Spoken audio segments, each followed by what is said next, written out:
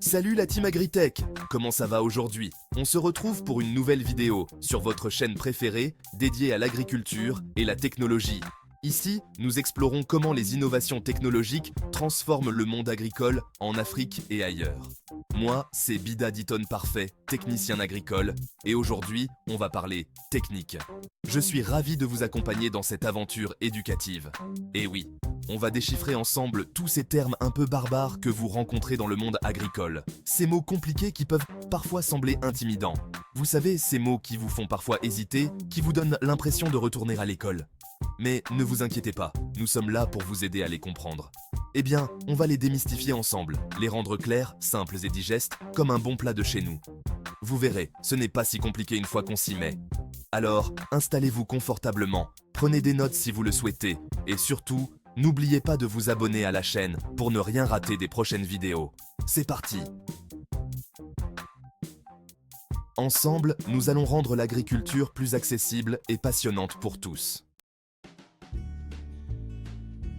On commence fort avec l'agroécologie. C'est une approche révolutionnaire qui change la donne pour les agriculteurs et la planète.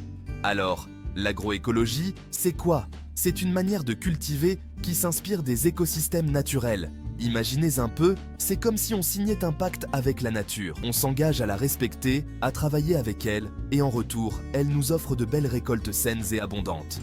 Les résultats sont souvent spectaculaires, avec des fruits et légumes plus savoureux et nutritifs. En gros, on arrête de la bombarder de produits chimiques et on utilise plutôt ses propres armes pour la protéger. Les insectes utiles, la rotation des cultures, le compost. Ces méthodes naturelles renforcent la santé du sol et des plantes. Un exemple concret, prenons les coccinelles, ces petites bêtes à bon Dieu.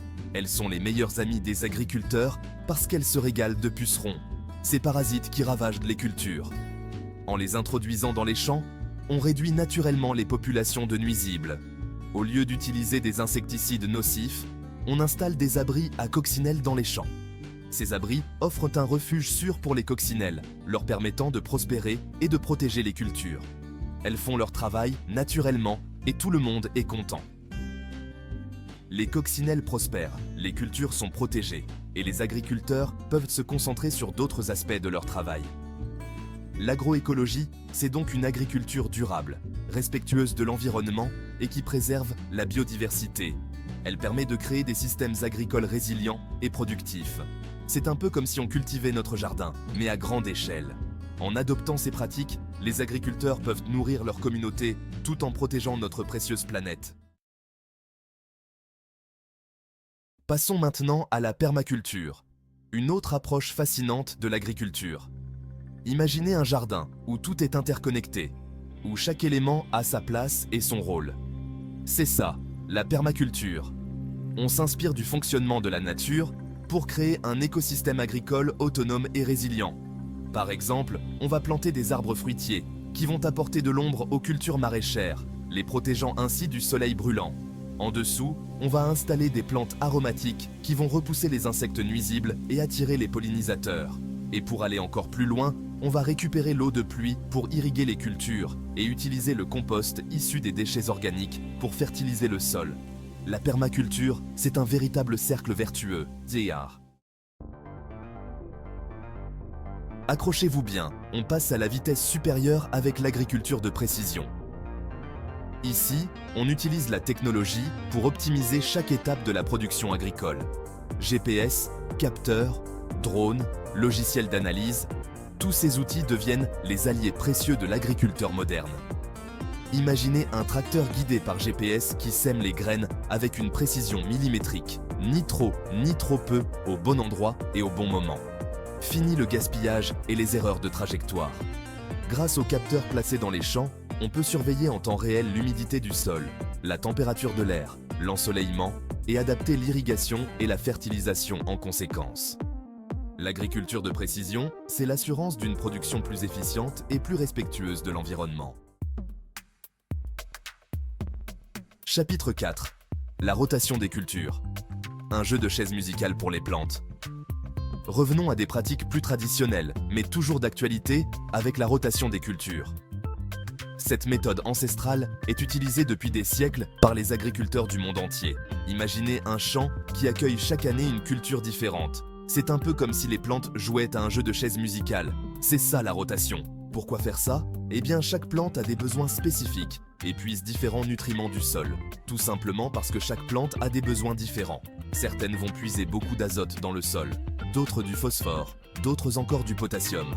En alternant les cultures, on évite d'épuiser le sol et on lui permet de se reconstituer naturellement.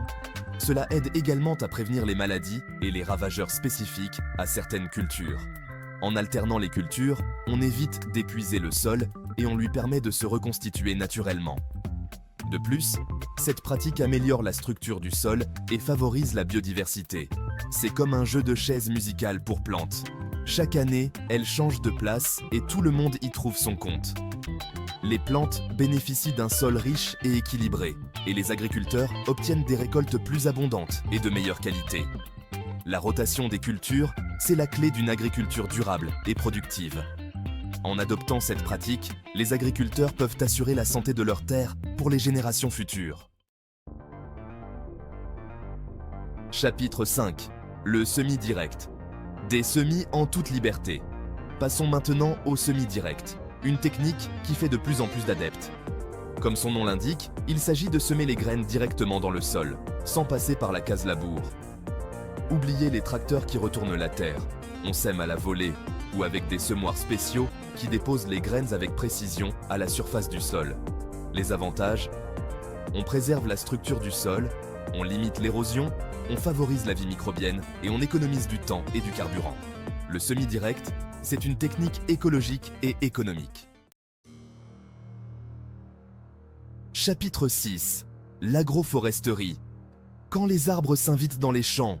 Et si on mariait les arbres et les cultures? C'est le pari fou de l'agroforesterie. Imaginez des champs parcourus d'alignements d'arbres fruitiers, de haies ou de bosquets. Loin d'être une lubie d'écologiste, l'agroforesterie présente de nombreux avantages. Les arbres protègent les cultures du vent et du soleil. Ils améliorent la fertilité du sol, ils favorisent la biodiversité et ils contribuent à la séquestration du carbone. C'est une véritable aubaine pour l'environnement et pour les agriculteurs qui peuvent diversifier leurs revenus grâce à la production de fruits, de bois ou de fourrage. La culture hydroponique. Cultiver sans terre, c'est possible. Accrochez-vous bien, on entre dans le futur de l'agriculture avec la culture hydroponique. Ici, on oublie la terre, les pesticides et les herbicides. Les plantes poussent hors sol, les racines baignant dans une solution nutritive parfaitement dosée. Imaginez des tours végétales illuminées par des LED, des serres ultramodernes où l'on cultive des légumes, des fruits et même des fleurs toute l'année, quelles que soient les conditions climatiques. La culture hydroponique, c'est la promesse d'une agriculture de précision, écologique et productive, capable de nourrir la planète demain. Revenons à des valeurs sûres avec l'agriculture biologique, une pratique qui a le vent en poupe. Ici, on bannit les produits chimiques de synthèse, les OGM et les intrants nocifs pour l'environnement et la santé. On privilégie les engrais verts, le compost, les purins de plantes et les méthodes de lutte biologique pour nourrir les plantes et les protéger des maladies. L'agriculture biologique, c'est l'assurance de produits sains, savoureux et respectueux de l'environnement. Et si on combinait le meilleur de toutes les techniques agricoles? C'est l'idée derrière les systèmes de culture intégrés. On parle aussi d'agriculture raisonnée ou d'agriculture de conservation. Le principe? Adapter les pratiques agricoles aux conditions locales, en tenant compte des contraintes économiques, sociales et environnementales. On va par exemple associer la rotation des cultures, l'agroforesterie, la lutte biologique et l'utilisation raisonnée des intrants pour optimiser la production tout en préservant l'environnement. On termine en beauté avec l'agriculture régénérative, une approche holistique qui vise à restaurer la santé des sols et à inverser le changement climatique. Ici, on ne se contente pas de produire, on régénère. On utilise des pratiques comme le non-labour, le couvert végétal permanent, le compostage et le pâturage rotatif pour stimuler la vie microbienne du sol, améliorer sa structure et sa capacité à stocker le carbone. L'agriculture régénérative, c'est une véritable révolution agricole qui nous permet de produire en harmonie avec la nature et de lutter contre le réchauffement climatique. Voilà, c'est la fin de notre petit tour d'horizon des termes techniques agricoles. J'espère que c'est plus clair pour vous maintenant et que vous pourrez briller en société. N'hésitez pas à liker la vidéo si vous avez appris des choses, à la partager autour de vous et à me dire en commentaire quels autres sujets vous aimeriez qu'on décortique ensemble.